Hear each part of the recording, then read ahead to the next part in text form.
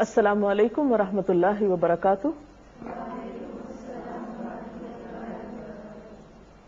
نحمده ونصلی علی رسولہ الکریم، اما بعد فاعوذ باللہ من الشیطان الرجیم، بسم اللہ الرحمن الرحیم، رب اشرح لی صدری ویسر لی امری واحلل عقدۃ من لسانی یفقہوا قولی۔ ناظرین، ہماری آج کی گفتگو کا موضوع ہے روزہ کس کے لیے؟ گویا ہم سب کو اس بات کا فیصلہ کرنا ہے کہ ہم جو صبح سے شام تک بھوکے پیاسے رہتے ہیں اور بہت سی خواہشات کو چھوڑتے ہیں، اپنی زبان کو کنٹرول میں رکھتے ہیں، تو یہ ساری کوشش، ایفرٹ، بھاگ دوڑ، محنت، یہ سب کس کو خوش کرنے کے لیے ہے؟ بعض لوگوں کا خیال یہ ہے کہ روزہ صحت کے لیے ایک اچھا ذریعہ ہے، یا بعض اوقات اپنی نیکی کے اظہار کا ایک بہترین طریقہ ہے۔ لیکن بات یہ ہے کہ روزہ دراصل اللہ رب العزت کے لیے، اس کی خوشنودی کے لیے۔ اسلام میں کوئی بھی نیک عمل، خواہ وہ چھوٹا ہو یا بڑا ہو، جب تک اس کے پیچھے نیت اچھی نہ ہو، اس کا کوئی اجر نہیں، اس کا کوئی فائدہ نہیں۔ اللہ سبحانہ وتعالی صرف ہمارے ظاہر کو نہیں دیکھتے، وہ ہمارے دل بھی دیکھتے ہیں، ہمارے سینوں کے اندر چھپی ہوئی نیتوں تک سے واقف ہے۔ ایک حدیث میں آتا ہے کہ ان اللہ لا ينظر الى صورکم واموالکم ولکن ينظر الى قلوبکم واعمالکم۔ اللہ تمہاری صورتوں اور تمہارے مال کو نہیں دیکھتا، بلکہ وہ تو تمہارے دلوں اور تمہارے اعمال کو دیکھتا ہے، اور پھر اعمال بھی وہ جن کے پیچھے نیت اچھی ہو۔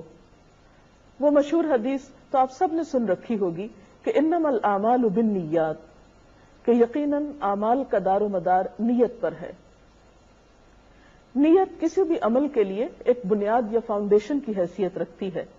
جس طرح ایک عمارت بنیاد کے بغیر کھڑی نہیں ہو سکتی، خواہ وہ کتنی ہی عالی شان کیوں نہ ہو، جس طرح ایک پودا جڑوں کے بغیر کھڑا نہیں ہو سکتا، ایک بیج کے بغیر ایک پودے کا تصور نہیں کیا جا سکتا، اسی طرح اسلام میں کسی عبادت کا اصل مقصد اس وقت تک پورا نہیں ہوتا، اس پر اجر و ثواب کے بارے میں سوچا نہیں جا سکتا، جب تک کہ اس کے پیچھے نیت اچھی نہ ہو۔ نیت کا لفظ عربی زبان کا ایک لفظ ہے جس کا روٹ نوا ہے، نون واو یہ۔ نوا عربی میں گٹلی کو کہتے ہیں۔ تو گویا جیسے ایک گٹلی ایک پودے کے وجود کا ذریعہ بنتی ہے، اسی طرح اچھی نیت اچھے عمل کی بنیاد بنتی ہے۔ خاص طور پر روزے کے بارے میں ایک حدیث بھی آتی ہے، عن ابی ہریرہ قال قال رسول اللہ صلی اللہ علیہ وسلم قال اللہ عز وجل کل عمل ابن آدم له الا الصیام فإنه لی وأنا اجزی به متفق علیہ۔ حضرت ابو ہریرہ رضی اللہ تعالی عنہ سے روایت ہے، کہتے ہیں کہ نبی صلی اللہ علیہ وسلم نے فرمایا، اللہ تعالیٰ فرماتے ہیں، انسان کا ہر عمل اس کے لیے ہے سوائے روزے کے کہ وہ صرف میرے لیے ہے اور میں ہی اس کی جزا دوں گا۔ اور روزے میں خاص طور پر نیت کا اہتمام اس لیے بھی کہ روزہ ایک ایسی عبادت ہے جس میں ایک انسان یا تو خود جانتا ہے کہ وہ یہ عبادت کر رہا ہے یا نہیں، یا اس کا رب جانتا ہے۔ اور دوسرے لفظوں میں روزہ ایک ایسی عبادت بھی ہے جو ہماری نیت کو اللہ کے لیے خالص کرنے کا ایک ذریعہ بھی ہے۔ اور اس کے ساتھ ہی ہم دیکھتے ہیں کہ ریاکاری کی عبادت اللہ تعالیٰ کے ہاں سخت ناپسندیدہ ہے۔ ایک حدیث کے مطابق ایسی عبادات کو شرک قرار دیا گیا ہے۔ مسند احمد کی ایک روایت ہے، عن شداد بن اوس قال سمعت رسول اللہ صلی اللہ علیہ وسلم یقول من صلى يرائي فقد اشرک ومن صام يرائي فقد اشرک ومن تصدق يرائي فقد اشرک۔ حضرت شداد بن اوس رضی اللہ تعالی عنہ کہتے ہیں میں نے رسول اللہ صلی اللہ علیہ وسلم کو فرماتے ہوئے سنا ہے جس نے دکھاوے کی نماز پڑھی اس نے شرک کیا، جس نے دکھاوے کا روزہ رکھا اس نے شرک کیا، اور جس نے دکھاوے کے لیے صدقہ کیا اس نے شرک کیا۔ تو گویا اللہ سبحانہ و تعالیٰ کی خوشی کی بجائے کسی اور کی خوشی ہو، یا جس میں انسان اس کے لیے اپنے عمل کو خالص کرنے کی بجائے دوسروں سے اس کی شہرت چاہتا ہو، یا ناموری چاہتا ہو، یا اپنی پاکیزگی کا کوئی دم بھرنا چاہتا ہو۔ نہیں، اسلام میں عبادت سراسر اللہ کی خوشی حاصل کرنے۔ ایسی عبادت کا فائدہ کیا ہے؟ نبی صلی اللہ علیہ وسلم نے فرمایا من صام یوما ابتغاء وجہ اللہ بعدہ اللہ من جہنم۔ بہقی کی اس روایت کا مطلب یہ ہے کہ جو شخص اللہ تعالیٰ کی رضامندی کے لیے ایک دن کا روزہ رکھے گا اللہ تعالیٰ اس کو جہنم سے دور کر دے گا۔ تو گویا یہاں بھی جہنم سے دوری کی وجہ محض روزہ رکھنا نہیں ہے، بلکہ روزہ اللہ کے لیے رکھنا ہے۔ اور اللہ کے لیے رکھنے کا مطلب کیا ہے؟ اس کی رضامندی اور اس کی خوشی چاہنے کے لیے۔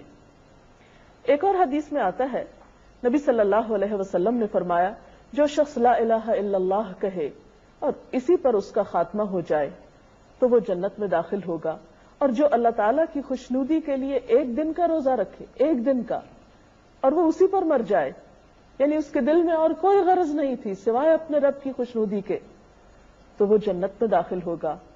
اور جو شخص اللہ تعالیٰ کی خوشنودی کے لیے صدقہ و خیرات کرے اور اسی پر اس کا خاتمہ ہو تو وہ بھی جنت میں داخل ہوگا۔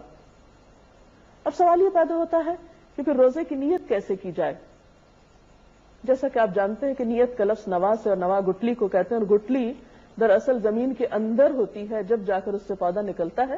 تو اسی طرح نیت کا تعلق انسان کے دل سے ہے، نیت دل کے ارادے کا نام ہے۔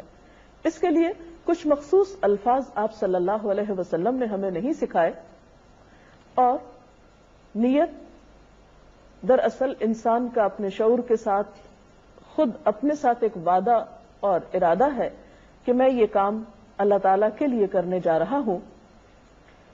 اب سوال یہ پیدا ہوتا ہے کہ نیت کس وقت کی جائے؟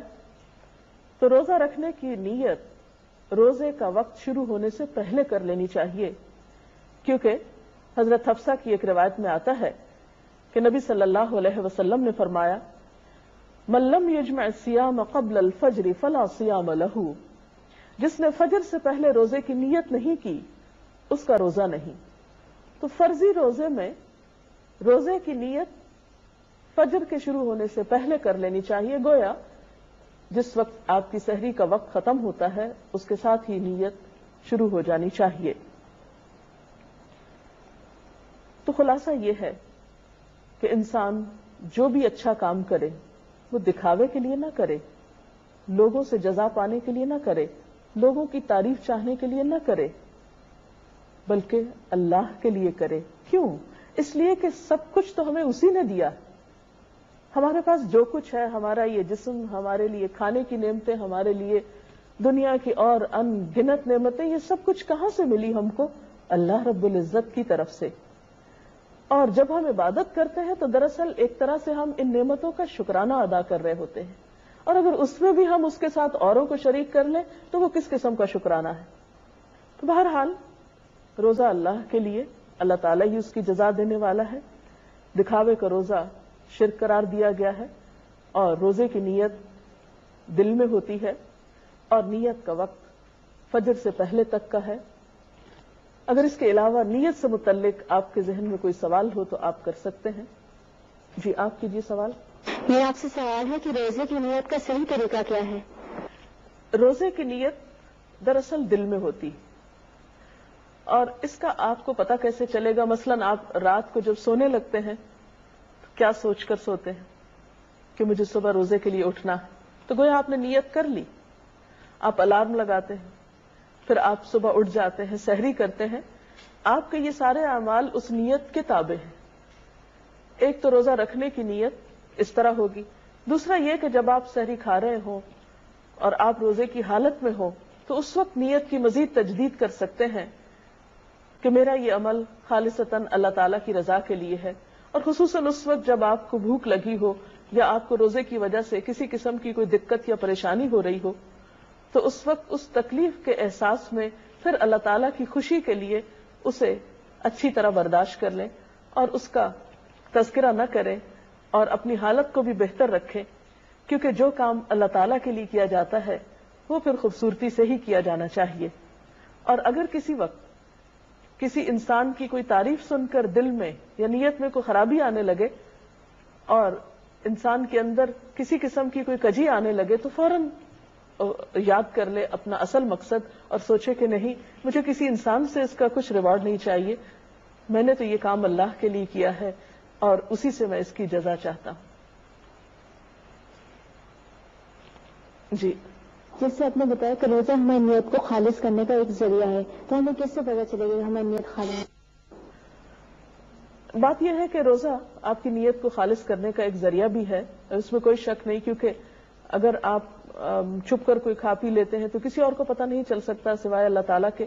اس لیے یہ عبادت آپ کی اور اللہ تعالیٰ کے درمیان ہے. اب اس میں یہ ہے کہ آپ کو کیسے پتہ چلے گا کہ آپ کی نیت خالص ہے یا نہیں؟ تو آپ اپنے لیے ایک معیار مقرر کریں کہ آپ روزے کی حالت میں اپنے آپ کو اللہ تعالیٰ کے کتنا قریب پاتے ہیں، کیونکہ جس کی خوشی مقصود ہوتی ہے اس کی یاد بار بار آتی ہے اور انسان روحانی طور پر اپنے آپ کو اللہ تعالیٰ کے قریب پاتا ہے. تو جتنی زیادہ آپ کی نیت خالص ہوگی اتنا ہی زیادہ آپ کو اللہ تعالیٰ کا قرب محسوس ہوگا اور آپ کے اپنے اندر ایک فرقان پیدا ہوگا، جیسے کہ ایک آیت میں آتا ہے کہ ان تتقوا اللہ یجعل لکم فرقانا، اگر تمہارے اندر اللہ کا تقوی ہوگا تو وہ تمہارے اندر ایک کسوٹی پیدا کر دے گا، ایک میزان پیدا کر دے گا. جیسے ایک تھرمامیٹر ہوتا ہے بخار کی حرارت کو ناپنے کے لیے، تو بالکل اسی طرح انسان کے اندر بھی اللہ تعالیٰ ایک ایسی سوچ اور ایک ایسا احساس پیدا کر دیتے ہیں کہ جس میں انسان اچھے برے کے فرق کو پہچاننے لگتا ہے. تو یہی فرقان آپ کو بتائے گا اور احساس آپ کو بتائے گا کہ آپ اللہ تعالیٰ کے کتنے قریب ہیں. اس کے ساتھ ہی ہمارا آج کے پروگرام کا وقت ختم ہوتا ہے. کل تک کے لیے اجازت چاہتے ہیں. اللہ حافظ.